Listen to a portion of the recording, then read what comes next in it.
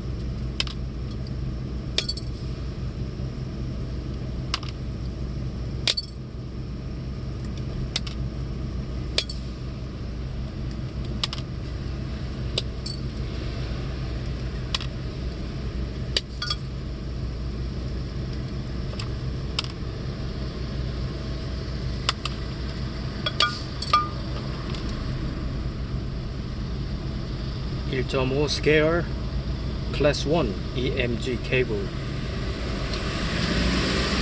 KSIEC. 자, 오늘은 30개만 자르고 독서를 해보겠습니다. 음독으로 해보겠습니다.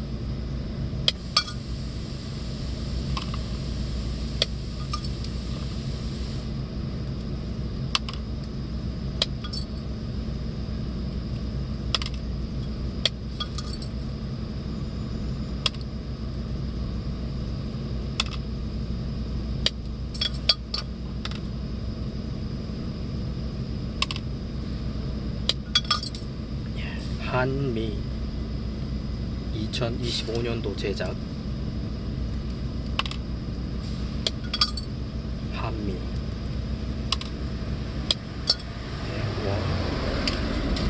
and 5 and 4 and 3 and 2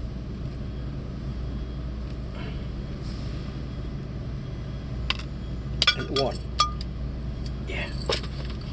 일단 셋. 예. 30개를 마쳤고, 자, 이 책을 한번 읽어보겠습니다. 데일 카네기.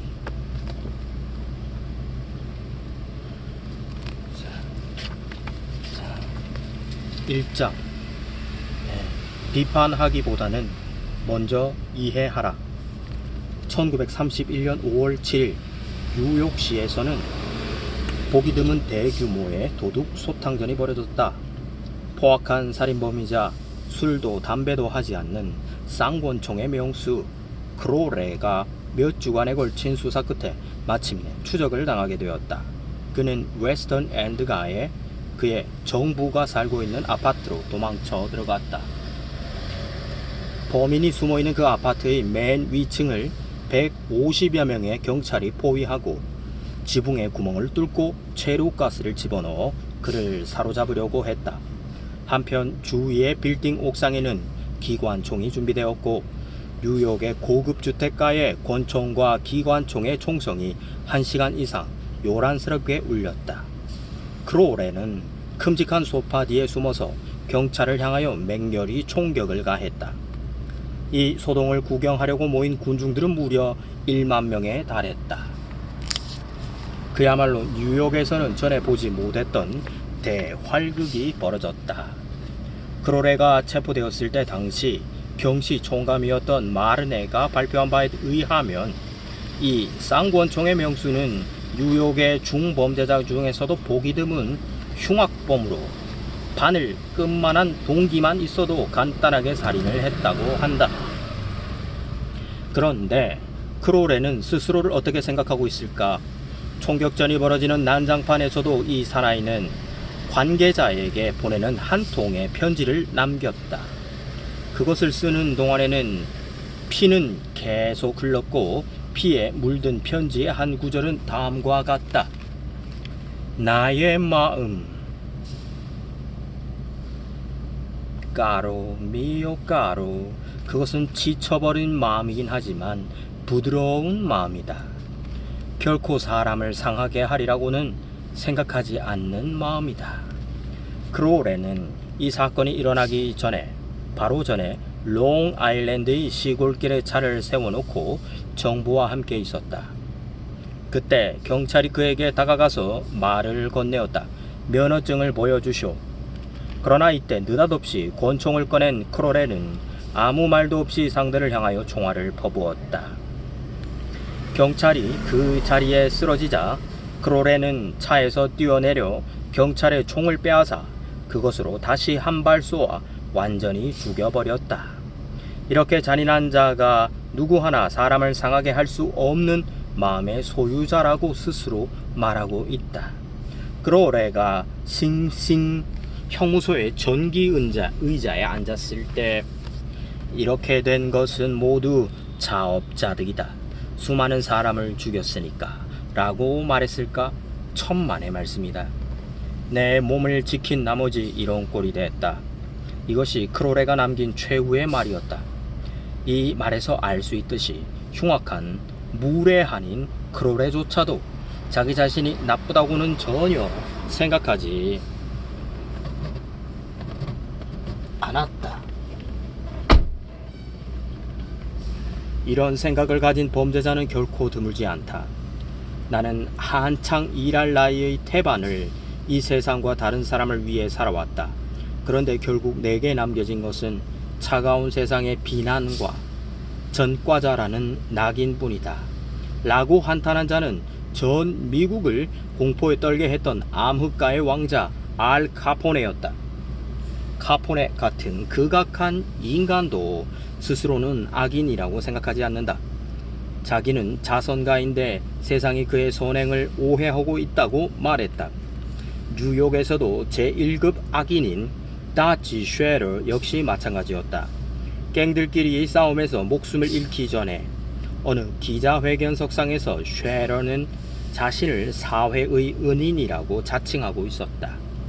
사실 그 자신은 절대적으로 그렇게 믿고 있었다. 이 문제에 대해서 나는 싱싱 형무소의 소장으로부터 흥미있는 이야기를 들은 적이 있다. 대개의 수감자들은 자기 자신을 악한이라고 생각지 않는다는 것이다. 자기는 선량한 일반 시민과 조금도 다르지 않으며 어디까지나 자기의 행위를 옳다고 믿는다. 또한 왜 금고를 털지 않으면 안 되었던가 또는 권총의 방아쇠를 당기지 않으면 안 되었던가 따위의 이유를 그럴듯하게 설명한다고 한다. 범죄자들은 대개 자신의 잘못에 그럴듯한 이유를 달아서 정당화하고 형무소에 수감된 것을 매우 부당하다고 생각하고 있다. 이렇듯 악인들까지도 자신의 행동이 옳다고 생각한다면 악인이 아닌 일반인들은 도대체 자신을 어떻게 생각하고 있겠는가? 나는 30년 전에 사람을 나무라는 것은 나는 30년 전에 사람을 나무라는 것은 가장 어리석은 짓이라고 생각했다. 어느 누구도 완전하지 못하기 때문이다. 미국의 위대한 설법가 존 워너메이커가 한 말이다. 워너메이커는 젊어서 이미 이러한 사실을 깨달았지만 나는 분하게도 40이 다 되어서야 비로소 인간은 자기가 아무리 잘못되어도 결코 나쁘다고는 생각하지 않는다는 것을 알게 되었다. 타인의 허물을 찾아내는 것은 아무런 소용이 없다. 상대는 곧 방어 태세를 갖추고 어떻게든 자기를 정당화하려고 하기 때문이다. 게다가 자존심이 상한 상대는 결국 반항심을 일으키게 되고 만다. 지난날 독일 군대에서는 어떤 불만이 있어도 그 자리에서 곧 불평하는 것은 허락하지 않았다. 아무리 화가 치밀고 속이 상해도 하룻밤 지난 뒤가 아니면 절대 말할 수 없었다. 어떤 불만도 그 다음 날이 되면 진정되어 아무런 말도 없게 된다는 것이다. 이 규칙은 엄격히 지켜졌다. 이것은 일반 사회에서도 법률로서 적용되어 항상 잔소리만 하는 부모, 까다로운 남편, 고용인을 호통치는 고용주, 그 밖에 세상의 허물만을 들추는 사람들을 단속했다. 남을 비난하는 일의 무익함은 역사에서도 많은 예가 있다. 루즈벨트 대통령과 그 후계자인 태프트 대통령과의 반목은 유명하다. 이 사건 때문에 두 사람이 이끄는 공화당이 분열되고 민주당의 윌슨이 백악관의 주인이 되어 제1차 세계대전에 참전하는 등 역사의 흐름을 바꾸어 놓았다. 1908년 루즈벨트는 같은 공화당의 태프트에게 대통령 자리를 양보하고 자신은 아프리카로 사자 사냥을 가버렸다. 그런데 얼마 후 돌아와 보니 아무래도 태프트가 하는 일이 마땅치 않았다. 너무 보수적 영향이 강했다. 그래서 루즈벨트는 자기 대통령의 지명을 확보하기 위하여 진보당을 조직했다. 그 결과 공화당은 파멸의 위기에 빠졌고 태프트는 버몬트와 유타 등 2개 주에서만 지지를 받았을 뿐 전례 없는 참패를 당했다. 루스벨트는 태프트를 책망했다. 그러나 책망을 받은 태프트가 정녕 자기 자신이 나쁘다고 생각했을까? 물론 그렇게 생각하지는 않았다. 아무리 생각해도 나로서는 그렇게 할 수밖에 도리가 없었다 하고 태프트는 참회의 눈물을 머금고 사람들에게 말했다.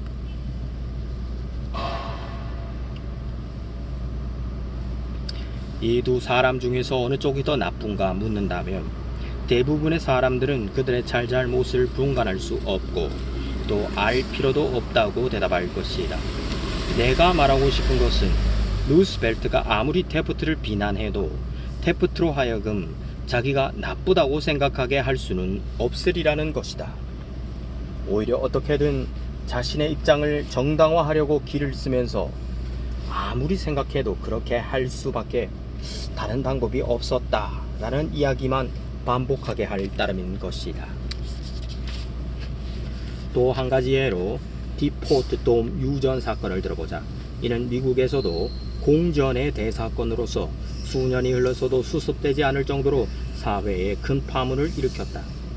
이 사건의 중심 인물은 하딩 대통령 때 내무장관을 지냈던 알버트 펄이다. 그는 당시 정부의 소유지인 디포트 돔과 엘그 힐의 유전 대여에 관한 실권을 쥐고 있었다. 본래 이 유전은 해군용으로 보존하도록 되어 있었는데 펄은 공개 입찰도 없이 친구인 에드워드 드해니와 계약을 체결하고 유전을 대여해서 큰 돈벌이를 시켰다. 이에 대해 드해니는 대부금조로 10만 달러를 펄에게 융통해 주었다. 그러자 이 내무장관은 해병대를 동원하여 그 유전 부근의 다른 업자들을 축출하려고 했다. 엘그힐의 석유 매장량이 이웃 유전 때문에 감소될 것을 염려했기 때문이다. 그런데 총칼로 내쫓긴 사람들이 법정에 고소하고 말았다. 이래하여 1억 달러의 사건이 100일 하에 폭로되었다. 이 사건은 너무나 추악하여 마침내 하딩 대통령의 정치 생명을 끊었으며 국민의 격분을 사서 공화당을 위기에 빠뜨리고 알버트 펄에게 2억의 고역을 치르게 하는 결말을 가져왔다. 펄은 현직 관리로서는 전례가 없을 정도로 무거운 형을 받았다. 그러면 펄은 자신의 죄를 뉘우쳤을까? 전혀 그렇지 않았다. 그로부터 몇 년 후에 허버트 후보 대통령이 어느 강연회에서 하딩 대통령의 하야를 재촉시킨 것은 측근들에게 배신당한 정신적인 고통 때문이었다고 수레한 적이 있다. 그러자 한 여자가 앙칼진 목소리로 팔을 내저으며 소리쳤다. 뭐라고요? 하딩이 펄에게 배신을 당했다고요? 천만에요. 내 남편은 남을 배신하는 일을 한 적이 한 번도 없습니다. 이 건물 가득히 황금을 쌓아 놓아도 남편을 유혹할 수는 없을 것입니다. 오히려 남편이 배신을 당한 것입니다. 배신으로 인한 순환자입니다. 이와 같이 악한 사람일수록 자기가 한 짓은 미화시키고 남의 험담을 하는 것이 보통이다. 이것이 바로 인간의 천성이다. 그러나 이것은 악인의 경우에만 국한된 것은 아니다. 우리들도 역시 똑같다. 그러므로 만약 남을 비난하고 싶어지면 알 카포네나 크로레나 펄의 이야기를 상기해 주기 바란다. 남을 비난하는 것은 마치 하늘을 쳐다보고 침을 뱉는 것과 같아서 반드시 자기의 몸으로 되돌아온다. 남의 잘못을 들추거나 비난하면 결국 상대는 테프트와 같이 그렇게 할 수밖에 없었다라고 말하는 것이 고작이다. 1865년 4월 15일 토요일 아침, 포드 극장에서 부즈의 흉탄에 쓰러진 에이브라함 링컨은 극장 맞은편 어느 싸구려 여관의 침대에 눕혀져 죽음을 기다리고 있었다. 침대가 너무 작아서 링컨은 대각선으로 눕혀져 있었다. 방 벽에는 로자 본 률의 유명한 마시장 그림의 모조품이 걸려 있었고 침침한 가로등 불빛이 누렇게 흔들리고 있었다. 이 참담한 광경을 지켜보고 있던 스탄턴 육군 장관이 중얼거렸다. 여기에 누워있는 사람만큼 완전하게 인간의 마음을 지배할 수 있었던 사람은 세상에 둘도 없을 것이다. 이처럼 교묘하게 인간의 마음을 사로잡을 수 있었던 링컨의 비결은 무엇이었을까? 나는 링컨의 생애를 10년간 연구하고 그로부터 8년 후에 세상에 알려진 링컨이라는 책을 펴내게 되었다. 샬롬.